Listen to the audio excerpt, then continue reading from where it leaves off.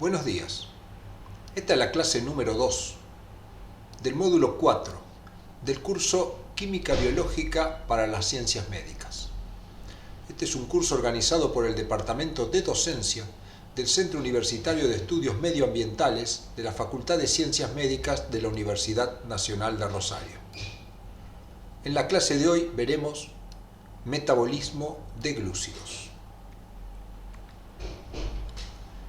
Entendemos por metabolismo de glúcidos al conjunto de reacciones químicas que relacionan a compuestos derivados de los glúcidos o hidratos de carbono. En este complejo esquema vemos el metabolismo de los glúcidos, el metabolismo de los lípidos y algunos procesos metabólicos comunes al metabolismo de los glúcidos y de los lípidos, que pasaremos a describir brevemente. Resaltado en rojo podemos ver lo que conocemos como el metabolismo de los glúcidos, las partes más importantes.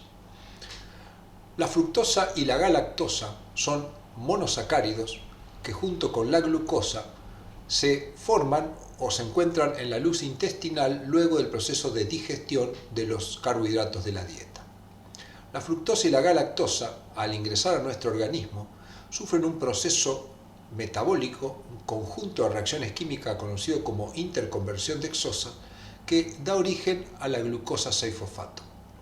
A su vez, la glucosa, que tiene el mismo origen que los otros monosacáridos, también puede ingresar a nuestro organismo generando glucosa 6-fosfato o bien ingresar a otros procesos metabólicos como la vía de las pentosas, que dan origen a ribosa y NADH. Situándonos en la glucosa 6-fosfato, que es el metabolito que vimos que puede derivar de la glucosa o la interconversión dexosa, este compuesto puede sufrir una serie de reacciones conocidas como glucólisis para terminar dando piruvato, o bien puede incorporarse en la glucogenogénesis que terminará formando un carbohidrato de reserva que es el glucógeno. Por otra parte, el piruvato formado por la glucólisis puede entrar a la descarboxilación oxidativa y generar acetil-CoA. Otros procesos metabólicos, estos que describimos son procesos catabólicos. Dentro de los procesos anabólicos tenemos, por ejemplo, la interconversión de piruvato a lactato y a su vez por gluconeogénesis dar-glucosa y la formación de glucosa por el proceso de degradación de glucógeno conocido como glucogenólisis. Las rutas metabólicas que se encuentran en color negro corresponden a rutas que corresponden al metabolismo de los lípidos. Y en azul tenemos algunos procesos metabólicos que son comunes a ambos, como son básicamente el ciclo de Krebs, que utiliza acetil-CoA generado a partir del piruvato por descarboxilación oxidativa, y la cadena respiratoria, que utiliza coenzimas como el NADH, que se han originado tanto en la glucólisis como en la descarboxilación oxidativa como en el ciclo de Krebs, que en la cadena respiratoria, utilizando oxígeno, terminan generando ATP en conjunto con la fosforilación oxidativa. En este esquema distinguimos en colores diferentes lo que ocurre en determinadas circunstancias.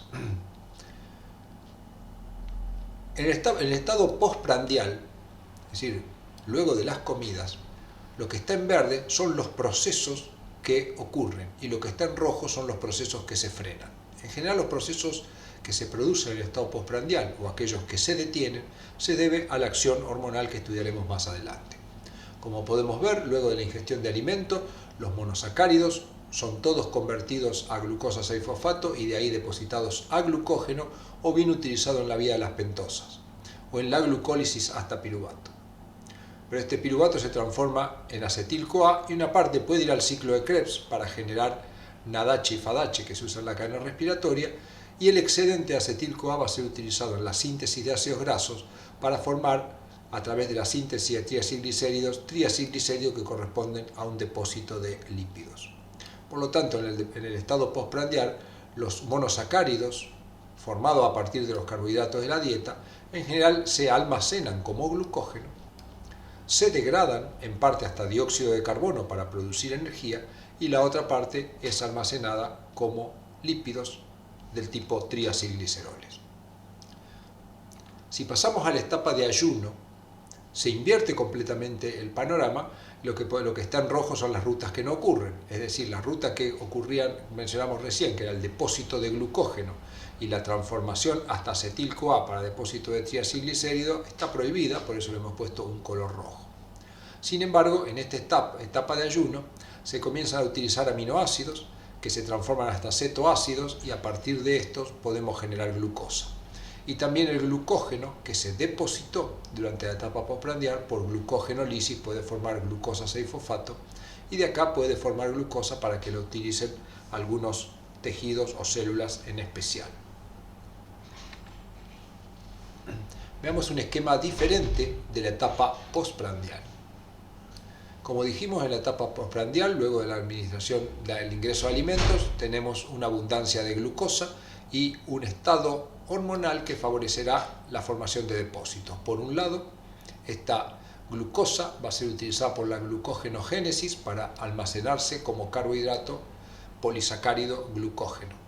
Por otro lado, se formará piruvato, por descarboxilación oxidativa se formará acetil-CoA y una parte de este acetil-CoA será utilizado en el ciclo de Krebs, que generará NADH, entre otras coenzimas reducidas, para que luego, en la cadena respiratoria, con la participación de oxígeno y acoplado a la fosforilación oxidativa, genere ATP.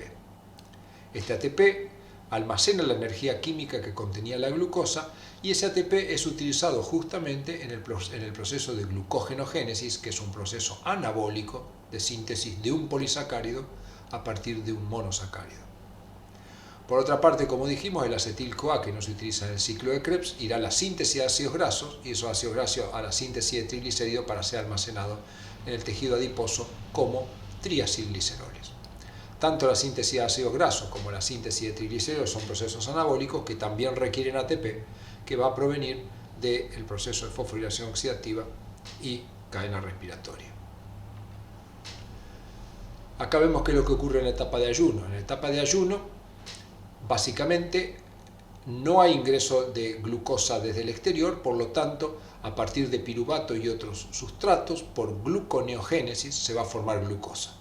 Este es un proceso anabólico que requiere energía y por lo tanto consumirá ATP.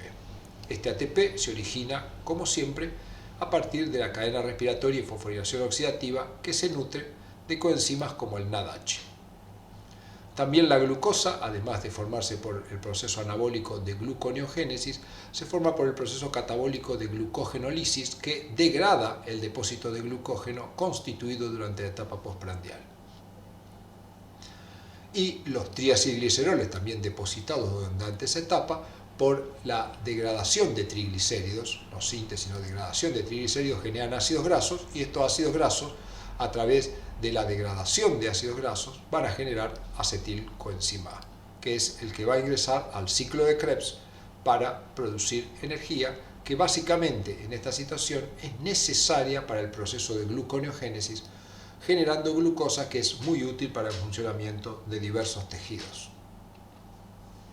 Acá tenemos otra visión, uno a la par de otro más simplificado, qué pasa en la etapa postprandial, qué pasa en el estado de ayuno. Como dijimos, en la etapa postprandial hay una abundancia de glucosa. Esta glucosa se utiliza en vías metabólicas de glúcidos y lípidos y son transformados en reservas que se almacenan como glucógeno y triacilglicéridos. Una parte de esta glucosa va a ir a la producción de ATP que es necesaria para construir la reserva. Todo esto es básicamente potenciado por la hormona insulina. En la etapa de ayuno, la glucosa no abunda, sino todo lo contrario, escasea y se debe formar. ¿Cómo se forma la glucosa? A partir de vías metabólicas que involucran en parte a los glúcidos y a los lípidos. Y para ello utilizamos una de las formas de producir glucosa es a partir del glucógeno que tenemos en las reservas. Los triacilgliceroles, en su mayor parte, no pueden formar glucosa, pero sí pueden ser utilizados para la producción de energía que es necesaria en los procesos formadores de glucosa. Ya veremos que una pequeña parte puede contribuir directamente a la formación de glucosa. En el estado de ayuno las cosas funcionan al revés, básicamente porque no hay insulina, como había en este estado, y existen la presencia y los efectos de otras hormonas como el glucagón, la adrenalina y los glucocorticoides.